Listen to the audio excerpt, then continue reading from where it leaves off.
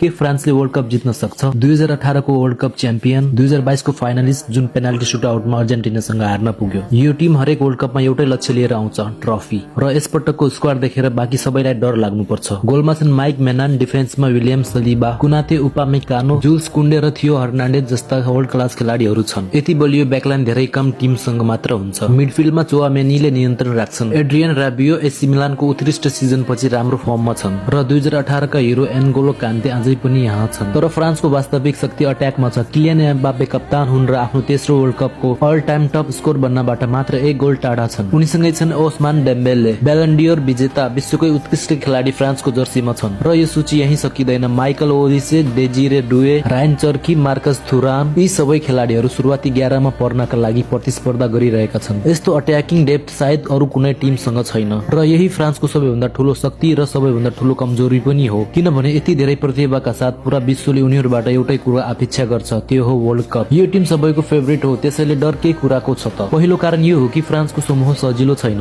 सदियो मानेको Senegal, अर्लिङ हालान्डको Norway र 40 वर्षपछि वर्ल्ड कपमा फर्किएको इराक। इतिहासले पनि फ्रान्सलाई एउटा चेतावनी दिन्छ। 2002 मा फ्रान्स डिफेन्डिङ च्याम्पियन थियो, तर पहिलो खेलमै सेनेगलसँग हारेर टुर्नामेन्टबाट बाहिरिएको थियो र अहिले फेरि उनीहरूको अगाडि सेनेगल छ। दोस्रो कारण हो डिफेन्समा प्रश्न। उत्कृष्ट डिफेन्डर विलियम सलिबाको फिटनेसमा शंका छ, तर मेरो विचारमा फ्रान्स सबै फेभरेट टिमहरू मध्ये सबैभन्दा अगाडि आउँछ। किनभने यति धेरै विकल्प, यति धेरै प्रतिभा र यति धेरै अनुभव सायद अरू कुनै टिमसँग छैन। र यदि एम्बापेले आफ्नो स्तरमा खेले र यदि डेम्बेलेले आफ्नो ब्यालन डियोर वाला फर्म देखाए र यदि डिफेन्सले ठूला खेलहरूमा साथ दियो भने फ्रान्सले आफ्नो तेस्रो वर्ल्ड कप उपाधि उचाल्न सक्छ।